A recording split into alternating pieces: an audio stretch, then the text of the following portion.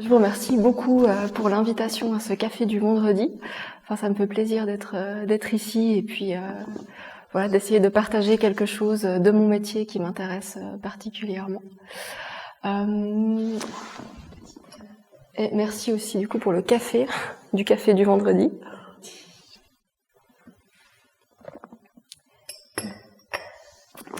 Donc aujourd'hui, j'ai réfléchi évidemment un petit peu à ce qui pourrait me paraître intéressant à partager avec des gens qui connaissent ou non aussi le métier de photographe ou qui travaillent également dans les images. Et puis en y réfléchissant, en discutant aussi un petit peu avec Olivier, une chose que j'avais envie de partager avec vous, c'est peut-être une approche un peu plus personnelle aussi de ce qui moi finalement m'intéresse et continue de m'intéresser dans la photographie.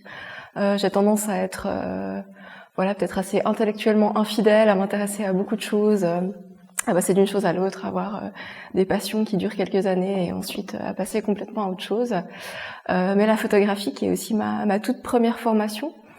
J'ai fait un CFC de photographe à l'école de photographie de Vevey avant d'y enseigner aujourd'hui. C'est quelque chose qui continue en fait vraiment à m'attirer, quelque chose auquel je continue à revenir de manière permanente. Et puis en creusant un petit peu, finalement pourquoi je m'intéresse à ça. Je crois qu'une chose qui m'intéresse vraiment dans la photographie, c'est aussi tout son contexte, c'est vraiment tout ce dont on a investi la photographie. Au-delà d'une image, tout ce qu'on a voulu et qu'on veut encore y lire, la photographie comme une preuve de quelque chose, comme un enregistrement de certaines choses, la manière dont les images finalement sont appropriées, la manière dont on leur donne un sens, et puis dont ensuite elles circulent. Et donc c'est ça dont j'avais envie de vous parler aujourd'hui, plus précisément la circulation des images, avec un exemple dont je vais vous expliquer aussi la circulation, notamment à travers un livre que je vous ai amené ici. Et puis peut-être une petite introduction à ça. C'est là aussi une expérience tout à fait personnelle. J'étais en 2011 à Phnom Penh au Cambodge, en l'occurrence pour le festival de photographie qui avait été monté il y a quelques années par Christian Kojal. Et puis évidemment, comme tout touriste occidental qui visite le Cambodge, je suis allée visiter le musée du génocide, donc le musée de Tuol Seng, pardon, mon cambodgien n'est pas très très au point, qui est donc le mémorial en fait du génocide, qui est dans une ancienne prison qui a été utilisée pendant les quelques années du régime Khmer. Et qui a été laissé plus ou moins en l'état dans l'état dans lequel il a été trouvé au moment où les Vietnamiens sont arrivés, avec quand même quelques éléments en plus qui ont été ajoutés, qui ont été mis en scène, qui sont les photographies des prisonniers. En fait, il y a plusieurs milliers de prisonniers qui ont été photographiés par le régime, qui ont envoyé un photographe se faire former en Chine à l'époque, donc on est au milieu des années 70, pour ensuite travailler en fait à l'enregistrement. Donc ce sont vraiment des portraits frontaux des prisonniers, un enregistrement qui se voulait le plus exhaustif possible. Et qui donc a été fait à l'époque avec une intention d'enregistrer les pratiques de ce régime, qui était passé par là, quand, à quel moment, pourquoi. Et puis qui aujourd'hui, ce sont des images qui ont une fonction complètement différente. Elles sont vraiment intégrées à ce mémorial. On a vraiment les visages des personnes qui ont été emprisonnées et qui, pour la plupart, sont aussi décédées sur place, et qui pour moi était vraiment la chose la plus forte, la plus puissante qu'on pouvait voir à cet endroit-là, alors que tout le lieu est vraiment aussi empreint de cette histoire. Mais ces images, je les ai trouvées particulièrement marquantes. Elles m'ont aussi fait réfléchir en fait à pourquoi un régime tout à coup enregistre de manière aussi systématique, aussi bureaucratique, la preuve de ce qu'il est en train de commettre, qui est évidemment une violence complètement extrême, qui est un génocide. Et pourquoi un gouvernement, donc sa bureaucratie, commence à enregistrer, à faire des portraits, et qui vont être utilisés ensuite comme preuve contre ce régime après sa chute. Et comment ces images-là ensuite vont avoir une fonction, un rôle différent pour nous, pour les personnes survivantes, pour les personnes comme moi complètement étrangères à cette situation, mais qui à un moment vont se trouver dans ce lieu, vont s'y trouver confrontées. Et voilà, comment des images sont faites pour une raison, utilisées comme une preuve que tel prisonnier a avoué tel crime et donc a été exécuté. Alors que pour nous, elles deviennent des images qui sont la preuve de comment un régime a exécuté son propre peuple. Et voilà, comment la preuve, en fait, change complètement de fonction, en fait. Ce qu'on prouve avec cette image est quelque chose de complètement différent selon son point de vue. Et puis selon aussi comment l'histoire se termine. Enfin, si le régime s'était poursuivi à l'heure actuelle, on aurait peut-être ces mêmes images, peut-être exposées exactement de la même manière, mais qui seraient pour démontrer les pseudo-crimes de ces personnes qui étaient, bien sûr, pour la plupart complètement innocentes des crimes qu'elles ont avoués. Voilà, donc suivant comment l'histoire se déroule, qui s'approprie les images, une même image finit par démontrer des choses assez différentes. Et ça, c'était aussi un premier exemple de circulation des images, de choses qui m'ont intéressée et qui continuent à m'attirer dans la photographie. En fait, ce dont on y investit, ce qu'on voit dans un très petit portrait d'assez mauvaise qualité, fait d'une manière la plus neutre possible, avec des moyens assez sommaires au niveau technique, donc des images finalement assez fragiles, qui sont peut-être un peu floues, qui ont été pas très bien exposées, pas très bien tirées, aussi par quelqu'un qui avait une très très grande pression de ne pas commettre d'erreur, de ne pas rater de portrait. Le photographe qu'on a retrouvé a témoigné aussi après coup, expliqué que il avait extrêmement peur de mal mélanger ses chimies, de rater un portrait, d'avoir manqué une preuve que le gouvernement khmer attendait de lui, et des conséquences qui pourraient s'en suivre pour lui. Et voilà, pour un tout premier exemple. Et puis un autre exemple que j'avais aussi envie de partager, un peu plus d'actualité et peut-être aussi un petit peu plus proche de chez nous, en tout cas plus proche du monde occidental. C'est un exemple qui m'est venu via un livre qui ne m'appartient pas. Là aussi, la circulation des images et la circulation de leur support.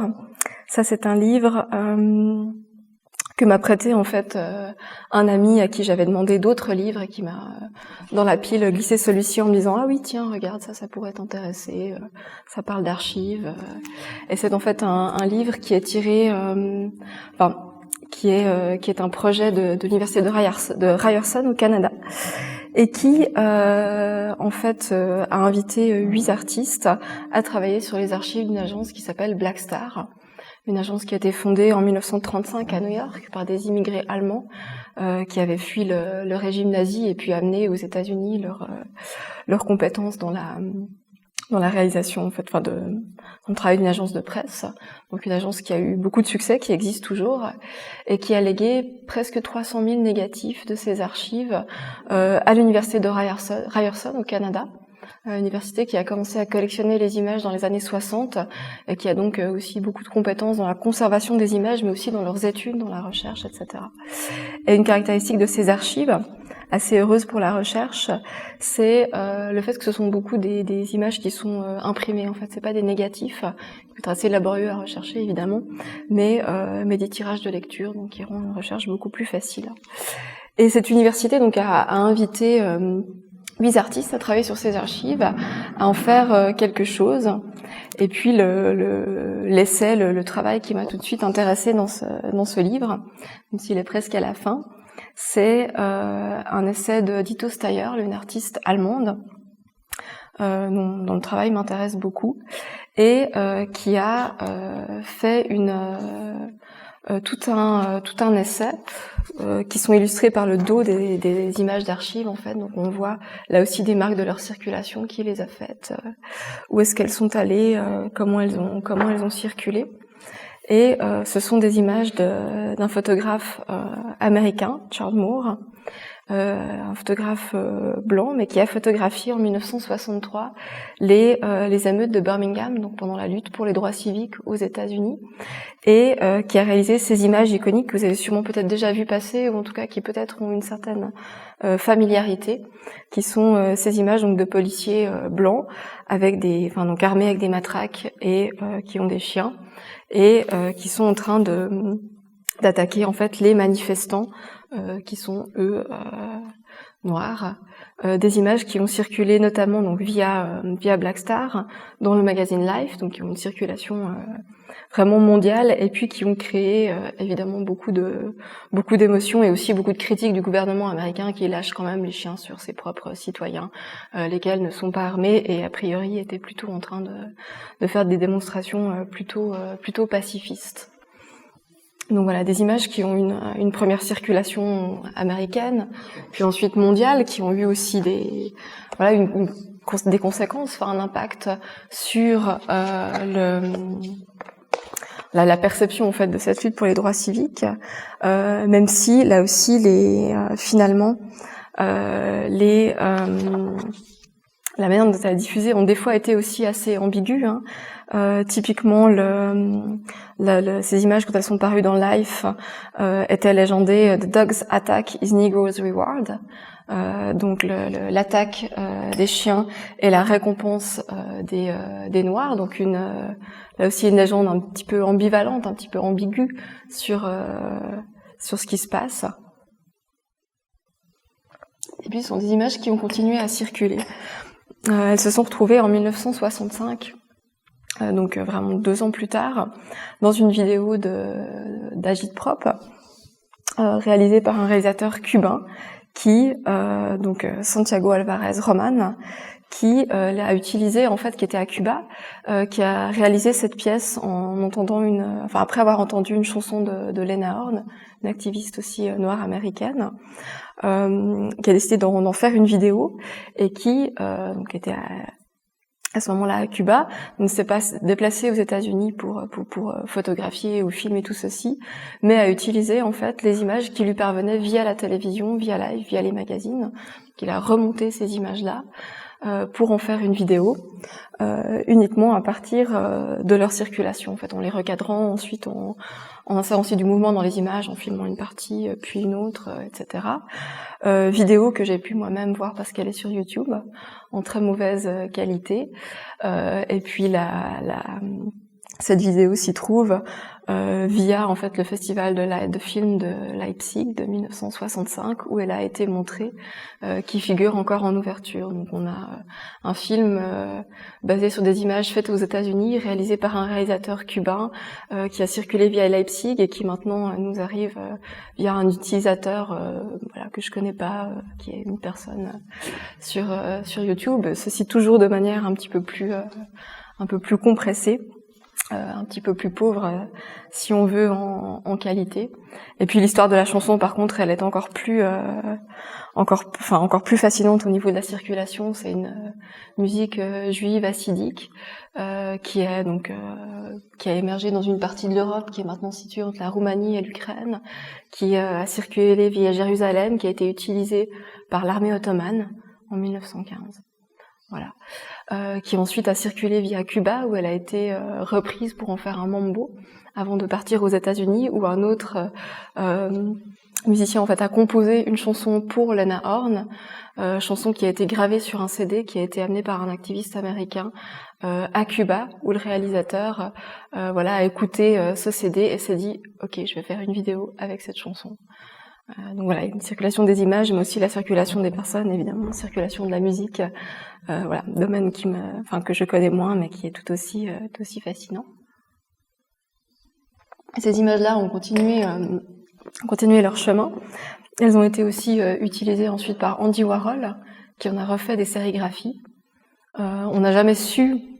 Il en a jamais vraiment parlé, on n'a jamais su exactement le sens que lui-même donnait à ces images. Est-ce que c'était des simples icônes, vu leur circulation, en fait, qui leur donnait ce statut? Est-ce qu'il y avait quelque chose de plus politique à y voir tout de même? On ne sait pas.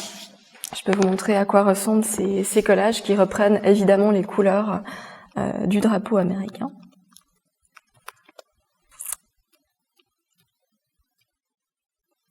Voilà, ici on a la version de Warhol, la sérigraphie, donc aussi qui l'amène dans un contexte complètement différent.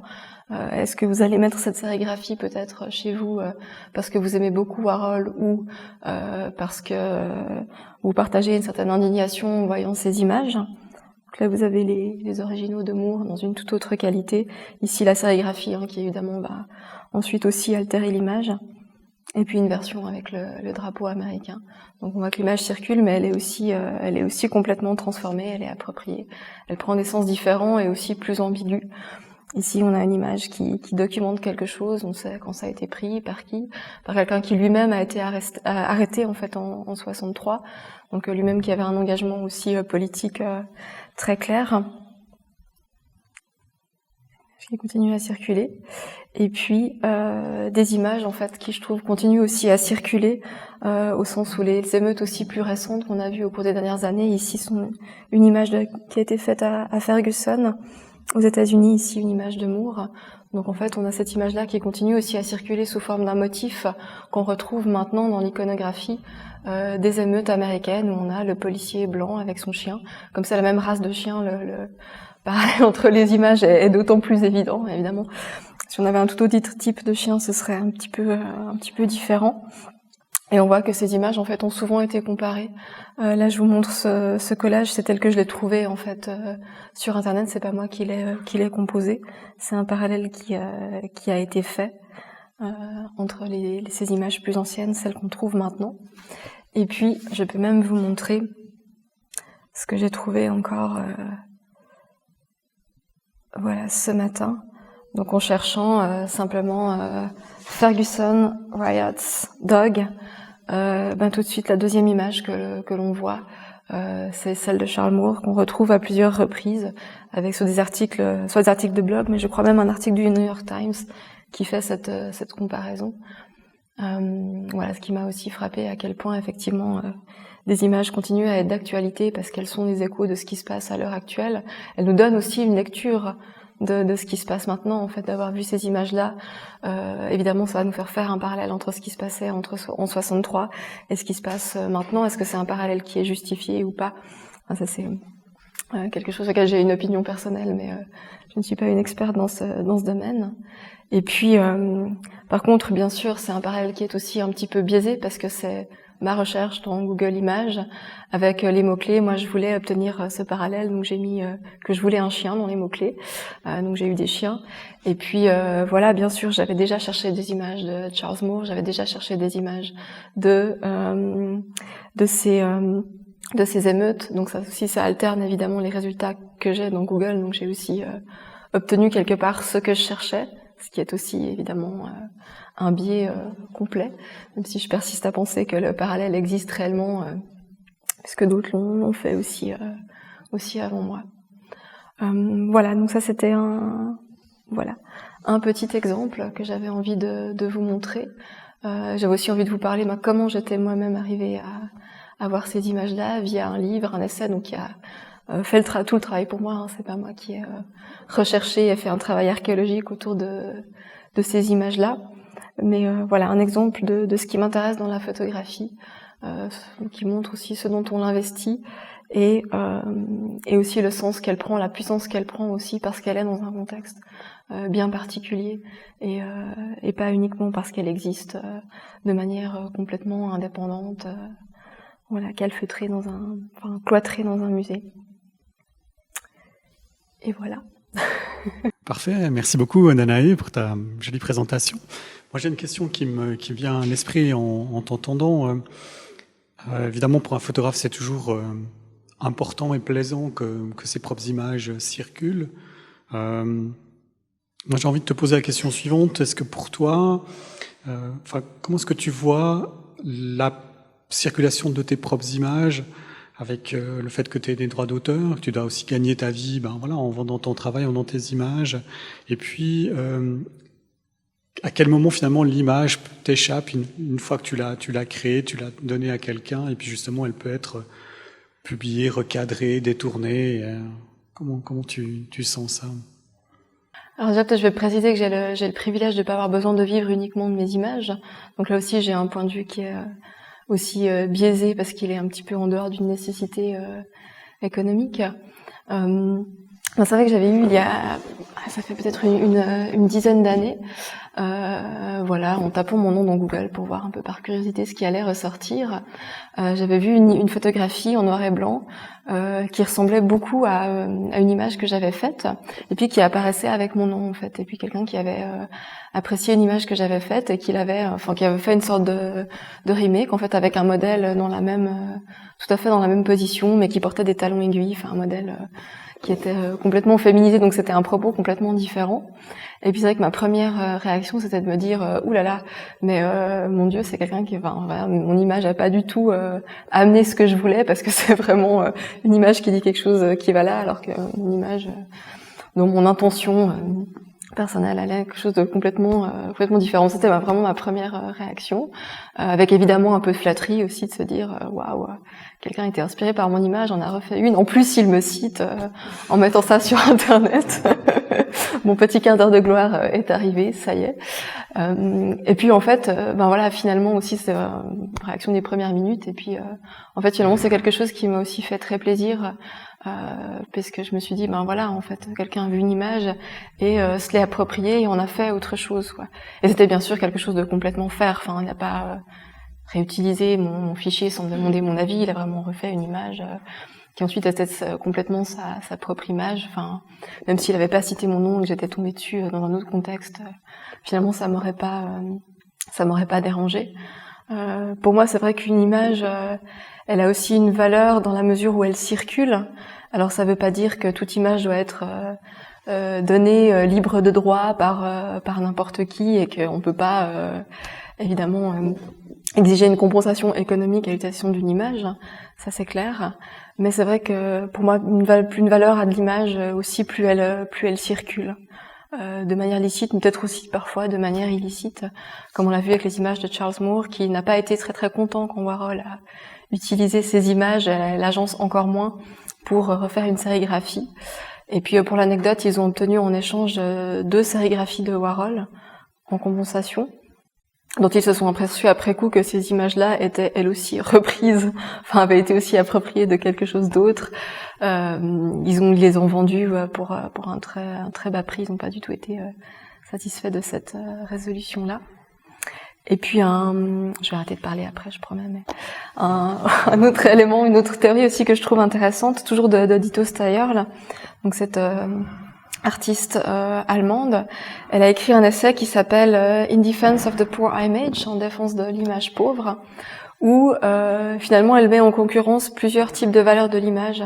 Une première qui est sa résolution, une image lourde, un format TIFF, un grand nombre de bits, etc. Et puis d'un autre côté, l'image pauvre, qui elle acquiert de la valeur en fait par sa vélocité, par le fait qu'elle circule, qu'elle est compressée, recadrée. Un grand fichier TIFF devient peut-être une capture d'écran qui ensuite est compressée, recompressée, passe par différents biais et où finalement elle acquiert une autre valeur juste par sa circulation, par son appropriation. Et donc plus elle est dégradée, parce que à chaque fois qu'on la réenregistre, qu'on la met dans notre format, qu'on la passe sur telle ou telle plateforme, finalement sa qualité se dégrade, mais elle acquiert une valeur de plus en plus grande. Et puis je pense pour moi c'est aussi une échelle de valeur qui est pas la seule bien sûr, mais qui est aussi valable, comme les images de Moore qui pour moi acquièrent aussi une valeur particulière quand elles sont dans une vidéo hyper compressée sur YouTube où une capture d'écran serait vraiment pratiquement illisible. C'est quand même une image qui circule, qui a du sens, qui dit quelque chose et qui continue à avoir une grande valeur. Voilà. Moi, j'ai une autre question à te poser. Comment est-ce que tu perçois aujourd'hui ton métier en 2016 où maintenant tout le monde fait des photos, notamment avec son téléphone portable.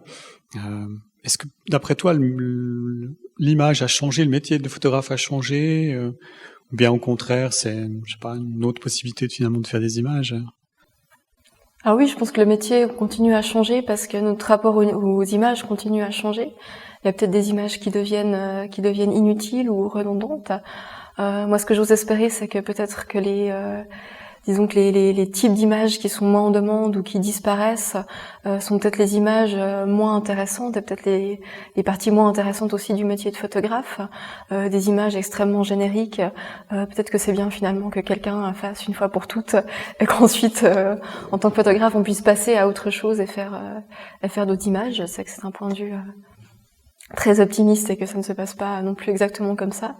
Mais je pense aussi qu'il y a des aspects peut-être moins pertinents du métier de photographe, qui sont peut-être des aspects moins intéressants. Je pense qu'on continue à avoir besoin d'images, par exemple, qui documentent ce qui se passe actuellement dans le monde, et que parfois on pourra le documenter uniquement avec des drones ou avec des téléphones portables, mais que ces images-là auront tout de même une valeur importante, alors que pour d'autres choses, on aura d'autres types d'images. Et je pense que c'est bien qu'il y ait plusieurs types d'images qui coexistent. Moi, je mets pas forcément une échelle de valeur où il faut que la personne qui ait fait l'image ait forcément 25 ans de métier pour qu'elle soit importante. Un adolescent qui va faire une photo avec son téléphone portable sur une route de migration va peut-être faire une image qui est tout aussi importante. Mais que finalement, plus on a d'images qu'on peut mettre en parallèle, qu'on peut confronter, qui peuvent aussi dire ou véhiculer d'autres discours, plus finalement on est riche d'images et puis elles peuvent nous apporter des choses. Moi, je vais encore te demander ton avis sur un sujet qui moi aussi m'intéresse. On a eu la chance de faire un précédent café avec Werner Jecker, le graphiste, qui nous parlait d'un ouvrage sur Werner Bischoff. Et lui disait, Bischoff, c'est juste extraordinaire parce qu'il est allé en Allemagne, dans différents pays après la Seconde Guerre mondiale. Il a vu les traces que la guerre a laissées sur les gens, sur les villes, etc. Et lui s'est refusé finalement, par exemple, à photographier des charniers ou des corps des corps de personnes évidemment décédées, disparues. Et au contraire, lui, il essayait de montrer la guerre sous un autre aspect, tout en dénonçant ça, mais en montrant quand même, finalement, j'ai envie de dire, des belles choses, entre guillemets, enfin, d'essayer de garder un peu un espoir. Et puis à l'opposé de ça, j'étais au vernissage du Swiss Press Photo à Prangin, là, quelques mois, et puis j'étais un petit peu...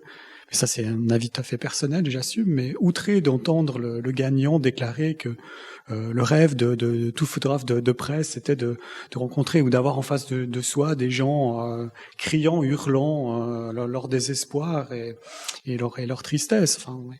Et moi, j'ai trouvé ça quand même assez consternant et j'aimerais assez avoir ton avis sur cette vision des choses et ce photojournalisme finalement. Alors déjà, j'espère qu'effectivement, on va continuer à avoir une pluralité de points de vue et différentes manières finalement de photographier les choses et de ce qui est important. Je pense que c'est ça aussi qui rend finalement le métier de photographe pertinent. C'est-à-dire quelqu'un qui dit non, ce qu'il faut, c'est la foule qui est en train de hurler, et quelqu'un d'autre qui dit non, ce qu'il faut en fait photographier, c'est comment est le paysage juste après la fin de la guerre, et d'avoir justement cette pluralité de points de vue qui sont singuliers, qui sont personnels, qui sont affirmés, qui sont aussi connus. Je pense que c'est aussi important de savoir qui est la personne qui a fait l'image, dans quelles circonstances, pourquoi, qu'est-ce qu'elle a voulu faire, quelles sont ses intentions, même si après l'image peut peut-être circuler avec une interprétation complètement différente. Ça me paraît tout à fait essentiel. Après, c'est vrai que je pense qu'on a aussi des motifs comme ça qui apparaissent. On a vu énormément de photos de réfugiés sur des canaux ou essayant de traverser des barbelés, par exemple, ce qui est évidemment une réalité malheureusement de millions de personnes à l'heure actuelle. Et c'est des images qu'on a vu circuler peut-être le matin au réveil en regardant Facebook, encore dans son lit, ou à la télévision, ou dans des journaux, qu'on verra dans des livres de photographie, je pense, qui sont peut-être même déjà imprimés à l'heure actuelle. Et puis en même temps, je trouve qu'on a aussi des trous, des absences d'images de certaines choses. Enfin, j'ai rencontré assez récemment quelqu'un qui est venu en Suisse d'Éthiopie à pied. Enfin, je sais pas comment on peut venir d'Éthiopie à pied en Suisse. J'ai vraiment aucune idée. Et puis, ça, c'est des images aussi qu'on n'a pas ou très peu, ou en tout cas auxquelles on n'est peut-être pas confronté via des canaux qui arrivent tout seuls vers nous, des images qu'il faut vraiment chercher. En rencontrant des gens, en rencontrant des photographes qui ont travaillé spécifiquement sur ces thématiques-là, dont les images n'ont peut-être pas été beaucoup diffusées, etc. Enfin, en tout cas, je pense qu'on a encore beaucoup de choses qui manquent, qu'on n'a pas vues, qui sont pas sont pas représentées. Après, je pense que tout type d'image finalement est assez valable, même des images qui sont très violentes et auxquelles on n'a pas envie d'être confronté. Je pense qu'elles peuvent être aussi tout à fait nécessaires et cruciales, qu'on pourra les regarder peut-être pas maintenant, peut-être plus tard, mais qu'il est important aussi parfois qu'elles aient été faites et que aussi le débat qui les entoure existe en fait aussi. Qu'on s'en indigne, qu'on les approuve la circulation, qu'on questionne les motivations des gens qui les ont faites ou qui les ont fait circuler. Pour toi, une belle image, c'est quoi ? Elle est comment, cette belle image ? Oh, ça, c'est la question la plus difficile. Je vais reprendre un petit peu de caféine.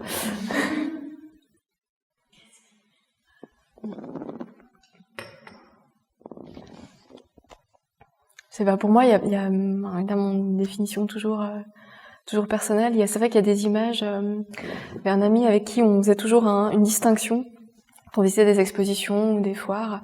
On se montrait les uns aux autres les images qu'on aimerait avoir chez soi, celles qu'on mettrait dans son salon, dans sa chambre, dans sa cuisine, et puis les images qu'on mettrait dans une exposition.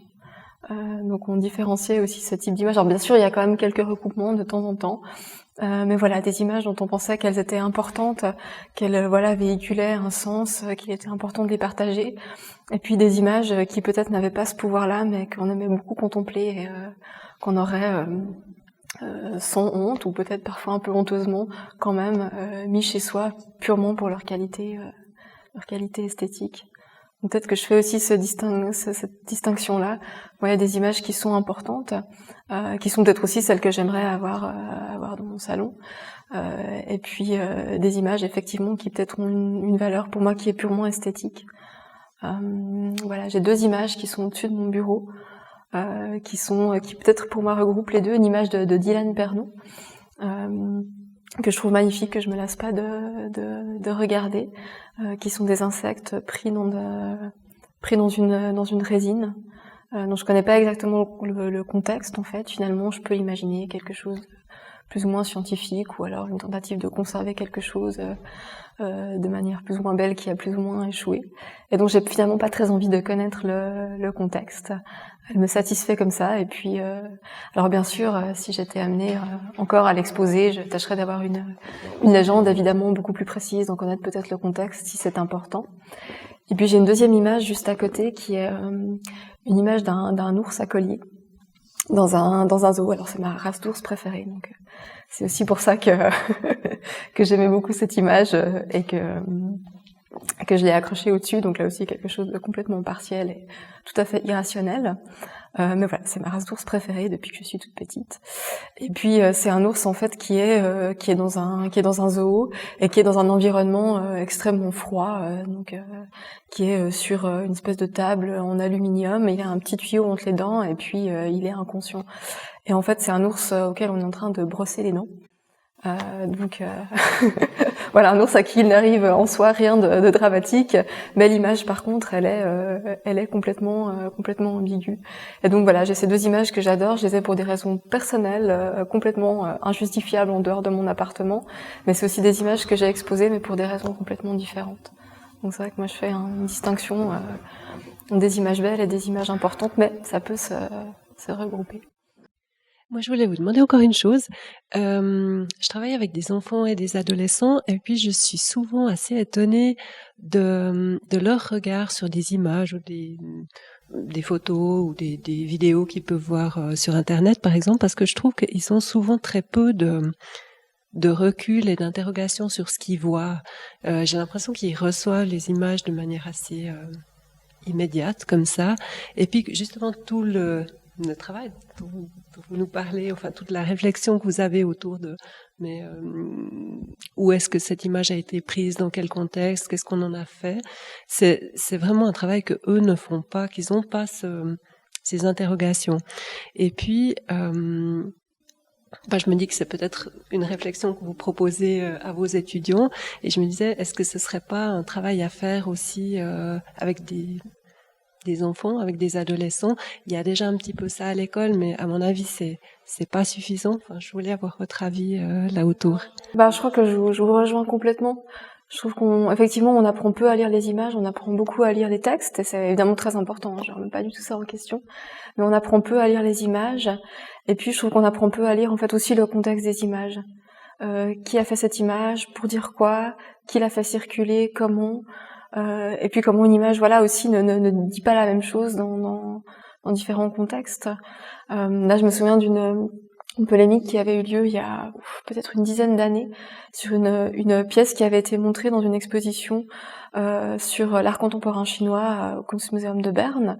Et puis il y avait un fœtus avec des ailes de mouette qui avaient été attachées, qui était présenté voilà, dans une espèce de récipient qui contenait, je pense, une solution d'alcool, enfin pour le conserver. Et puis il y avait toute une polémique autour de cette pièce, est-ce qu'on peut la montrer ou pas? Et puis en visitant l'exposition, la manière dont elle avait été présentée, moi je l'avais trouvée tout à fait décente. C'était pas une pièce qui vous arrivait dans la figure de manière imprévue. Il fallait quand même entrer dans une pièce, on était prévenu de ce qu'on allait voir et on pouvait faire le choix ou pas d'aller la voir. Et puis alors par contre, en ouvrant un jour le journal et en me prenant une photographie de cette pièce en très grand format dans la figure à 7h23 le matin, là par contre effectivement je m'étais pas sentie extrêmement bien en voyant cette pièce. Enfin là aussi je trouve que c'est encore un exemple où le contexte fait quand même une grande différence, et du coup le journal qui dénonçait la violence de cette pièce, à mon avis, était en train de commettre quelque chose de beaucoup plus violent au niveau de l'image en infligeant ceci sans prévenir à des lecteurs. Voilà, alors que dans tout le contexte de l'exposition, où les choses étaient, où il y avait une médiation en fait finalement, on choisissait d'aller dans l'exposition, on choisissait ensuite de voir cette pièce, on avait une explication de qui faisait ça, pourquoi, qu'est-ce qu'il voulait dire. Là, on avait un contexte qui, je dirais pas qu'il la neutralisait parce qu'elle était quand même assez poignante, mais on pouvait être préparé à faire du sens avec ça, alors que dans le journal, tel que elle était présentée, non. Mais c'est vrai que je trouve que c'est quelque chose qui manque beaucoup dans l'éducation. Parce que j'ai pu aussi observer des fois en montrant des mêmes images et en débattant de mêmes images avec différentes classes, c'est que là, en tout cas cette année, j'ai remarqué que les étudiants qui étaient un peu plus jeunes prenaient beaucoup plus la défense aussi des photographes et puis d'images parfois très violentes en disant mais non, c'est une image qui est importante, il fallait la faire, oui c'est le rôle du photographe de faire ça, de témoigner de ça, non il n'avait pas en l'occurrence à aider telle ou telle personne parce qu'il était pas dans un contexte qui lui permettait de le faire, d'autres gens étaient là pour ça. Ah non, je parle du contexte de l'image qui était montrée, alors que des classes de gens un peu plus âgés étaient beaucoup plus ambivalents, en fait. Ils disaient, ah oui, mais est-ce que c'est vraiment une image qu'on peut faire? Avaient entendu aussi des choses de ce contexte-là, mais qui n'étaient pas forcément tout à fait vraies non plus. Donc, voilà, j'espère que c'est une conscience qui va continuer, et que l'école va aussi, petit à petit donner de l'importance à la lecture des images, et à leur contexte aussi. Je crois qu'il ne s'agit pas juste de savoir faire une analyse formelle d'une image et de dire d'où vient l'éclairage et de savoir voir s'il faisait beau ou pas en fonction des ondes sur le sol, mais aussi vraiment de comprendre pourquoi on fait des images et puis quels impacts elles ont. Dernière question, et je regarde Margot qui est derrière moi, notre jeune apprenti. Quel conseil tu donnerais ou tu donnes à une jeune femme qui se lance dans ce métier de photographe? Quel est ton conseil? Voilà, un conseil que tu donnerais. Je pense que là aussi tenir compte du contexte, ça me paraît quelque chose d'important aussi pour arriver à faire des images qui sont pertinentes, enfin qu'il s'agisse d'images d'architecture, de reproduction d'objets ou de reportages finalement, peu importe, mais je pense qu'il y a effectivement des types d'images finalement qui perdent de leur pertinence petit à petit. Et puis d'autres qui continuent à en avoir. Et je pense d'être attentif à ça pour pouvoir continuer à faire des images qui sont intéressantes et qui ne sont pas caduques 2 semaines après avoir été produites ou qui sont remplacées pour ne pas se faire remplacer non plus par une automatisation de certaines tâches du métier qui, je pense, par chance, sont pas des tâches fondamentalement passionnantes. Donc voilà. Merci beaucoup, Danae.